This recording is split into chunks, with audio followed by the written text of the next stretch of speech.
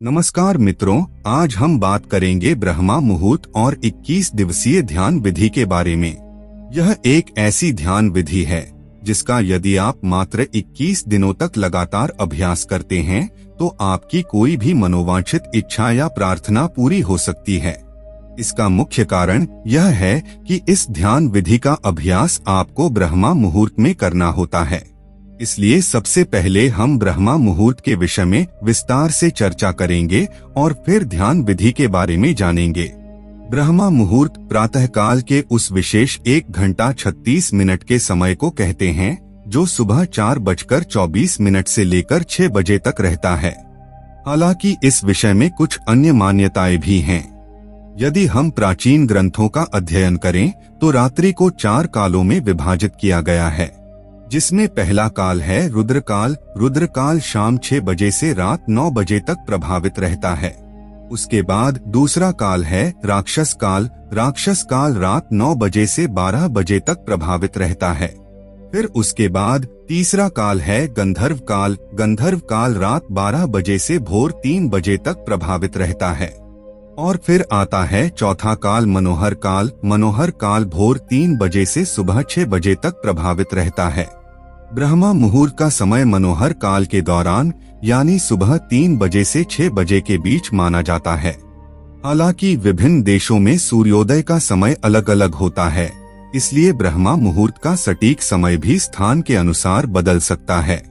यदि आप इस समय के दौरान विशेष रूप से 3 बजे से 6 बजे के बीच उठते हैं तो यह अमृत वेला यानी ब्रह्मा मुहूर्त का समय माना जाएगा।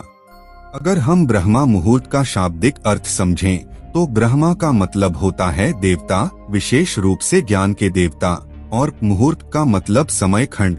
इसका मतलब यह हुआ कि ब्रह्मा मुहूर्त वह समय है जिसमें हम ज्ञान को आत्मसात करने का प्रयत्न करते हैं।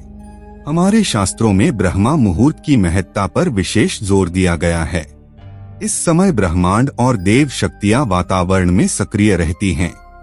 यदि आपकी नींद इस समय अचानक खुल जाती है तो यह संकेत है कि शुभ ऊर्जाएं आपसे संपर्क करना चाहती हैं। इसलिए जब आप इस समय में उठकर ध्यान जैसी शुभ क्रियाएं करेंगे तो आप उन ऊर्जाओं से तेजी से संपर्क स्थापित कर पाएंगे। इसी प्रकार सभी धर्मों में भी ब्रह्मा मुहूर्त का विशेष महत्व बताया गया है। चाहे वह मंदिर हो, गुरुद्वारा हो या अन्य कोई पूजा स्थल, सभी ब्रह्मा मुहूर्त में ही खोले जाते हैं। इसका कारण यह है कि यही वह समय होता है जब सारी नकारात्मक शक्तियां सो जाती हैं और सकारात्मक शक्तियां जागृत हो जाती हैं। इस समय बहने वाली वायु को अमृत वायु कहा जाता है क्योंकि सारा प्रदूषण और दूषित वायु समाप्त हो जाती हैं और वातावरण में ऑक्सीजन प्रचुर मात्रा में व्याप्त रहती है।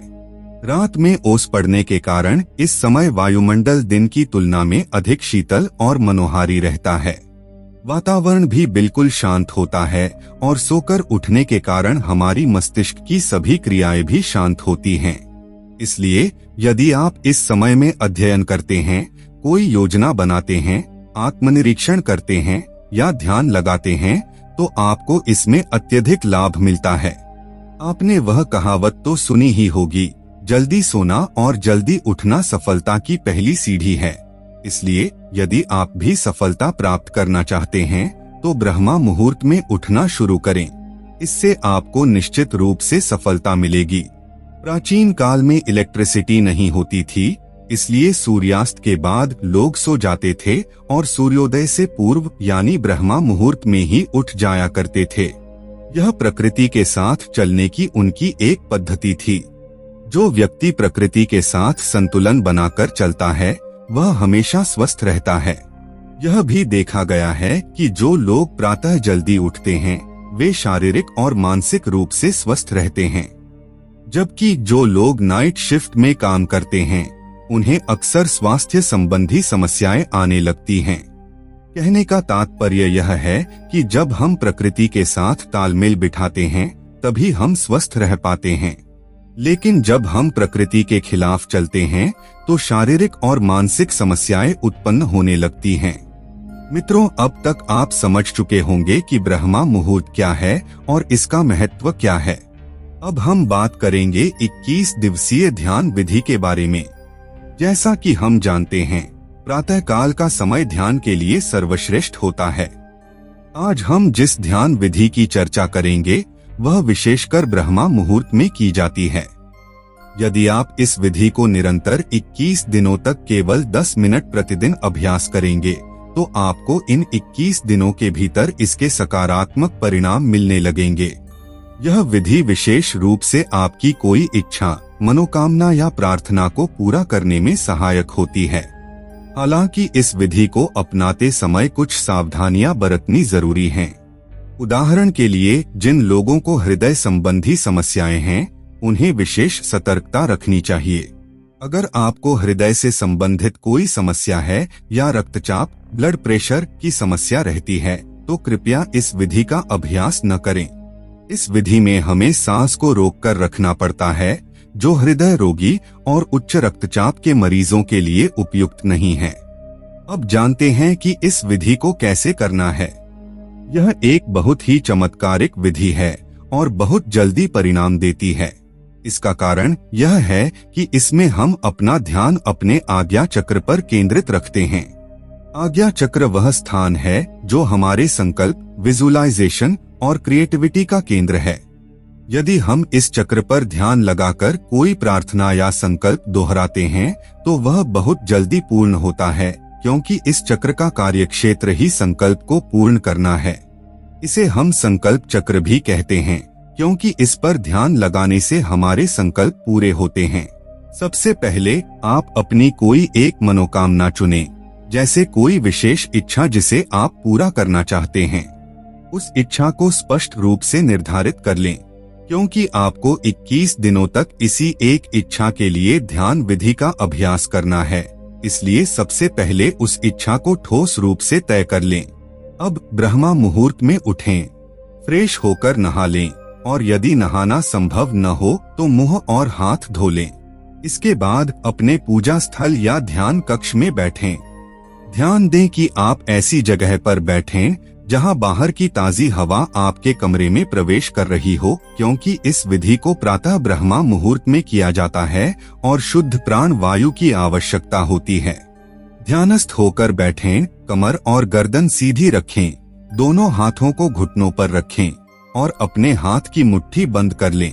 2 से 3 मिनट अपने मन और शरीर को शांत करें। जब आपका मन और शरीर स्थिर हो जाए तब आप अपना ध्यान अपने आज्ञा चक्र पर, यानी दोनों भौहों के बीच जहां तिलक या बिंदी लगाई जाती है, केंद्रित करें। अब आपको इसी स्थान पर अपने मानसिक नेत्रों से ध्यान बनाए रखना है। इसके बाद एक गहरी सांस लें और उसे अंदर रोककर रखें।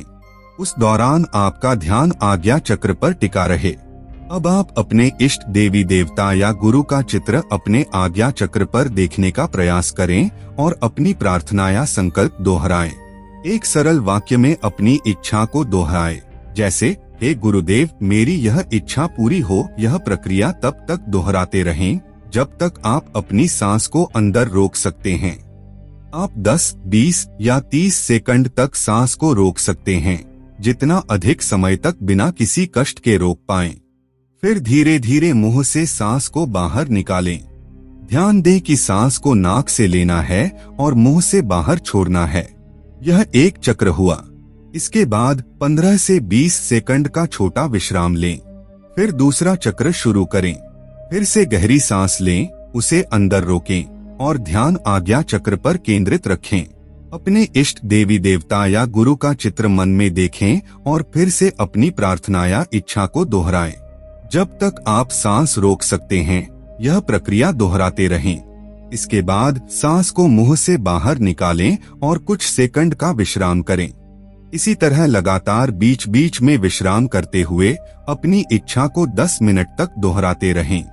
यह प्रक्रिया 21 दिनों तक नियमित रूप से करें और आपको निश्चित रूप से इसके सकारात्मक परिणाम मिलेंगे। यह विधि एक संपूर्ण प्रक्रिया है जिसे 21 दिनों तक निरंतर और सच्चे मन से करना आवश्यक है। तभी आपकी इच्छाएं पूरी हो सकती हैं। यदि आपने बीच में इसे छोड़ दिया या अभ्यास को मिस कर दिया तो आपकी मनोकामनाएं पूरी होने की संभावना कम हो जाती है। अब सवाल उठता है कि ऐसा क्यों होता है और इस विधि के पीछे की विज्ञान क्या है। पहली बात, जैसा कि मैंने पहले भी बताया था, हमारा आज्ञा चक्र संकल्प, विजुअलाइजेशन और आज्ञा का केंद्र होता है। जब हम इस चक्र पर ध्यान केंद्रित करते हैं और कोई प्रार्थना या संकल्प करते हैं तो वह संकल्प पूर्ण होने की ओर अग्रसर होता है। इसलिए इसे आज्ञा चक्र कहा जाता है। इस स्थान पर की गई प्रार्थना या संकल्प का पूरा होना स्वाभाविक होता है, क्योंकि यह चक्र हमारे इच्छाओं के पूर्ति का स्थान है। दूसरी बात, जब हम सांस को रोकते हैं तो हमारी बॉडी में एक इमरजेंसी की स्थिति उत्पन्न होती है। इस समय हमारा मस्तिष्क और विचार प्रक्रिया कुछ क्षणों के लिए स्थिर हो जाते हैं। यही कारण है कि जब आप ध्यान केंद्रित करते हैं तो आपका मन अन्य विचारों से मुक्त हो जाता है और एकाग्रता बढ़ती है। सांस रोकने की यह प्रक्रिया आपके विचारों को शांत करती है और आपको केवल आपकी इच्छा पर ध्यान केंद्रित करने में मदद करती है। तीसरी बात, जब आप इस ध्यान प्रक्रिया के दौरान बार बार अपनी इच्छा को दोहराते हैं तो यह विचार आपके चेतन मन से अवचेतन मन में प्रवेश करता है। हमारे अवचेतन मन का गहरा स्तर हमारे जीवन की घटनाओं और इच्छाओं को प्रभावित करता है। यदि आपकी इच्छा अवचेतन मन में पहुंच जाती है तो लॉ ऑफ अट्रैक्शन के अनुसार वह पूरी होती है। यही इस विधि के पीछे की विज्ञान है। इस विधि में 3 मुख्य तत्व कार्य करते हैं। आज्ञा चक्र, यह हमारी इच्छाओं को पूर्ण करने का स्थान है। सांस रोकना, इससे शरीर में एकाग्रता आती है और अनावश्यक विचार रुक जाते हैं। अवचेतन मन, जब आप अपनी इच्छा को अवचेतन मन में स्थापित कर लेते हैं तो वह इच्छा पूरी होने की प्रक्रिया शुरू हो जाती है। और सबसे महत्वपूर्ण बात, आप इस विधि का अभ्यास ब्रह्मा मुहूर्त के समय कर रहे हैं। यह समय विशेष रूप से देवताओं और परमात्मा का होता है। इस समय की गई प्रार्थनाएं अवश्य सुनी जाती हैं, क्योंकि यह समय अत्यंत पवित्र और ऊर्जा से भरा होता है।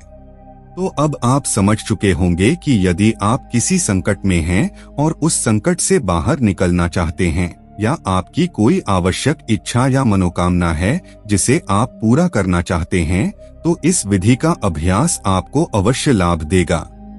लेकिन ध्यान रखें, इस विधि का प्रयोग किसी ऐसी इच्छा के लिए न करें जिससे किसी अन्य को हानि हो, अन्यथा इसके दुष्परिणाम के लिए आप स्वयं जिम्मेदार होंगे। इस विधि का अभ्यास सच्चे मन से करें। यह एक आजमाई हुई विधि है जिसे मैंने स्वयं कई बार अपनाया है और मुझे हर बार सफलता मिली है। इसलिए यदि आप भी इस विधि का निरंतर अभ्यास करेंगे तो आपको अवश्य लाभ मिलेगा। आपको हमारी आज की प्रस्तुति कैसी लगी, कृपया कमेंट्स में जरूर बताएं। और यदि आप हमारे चैनल पर नए हैं तो हमारे YouTube चैनल को सब्सक्राइब जरूर करें। धन्यवाद।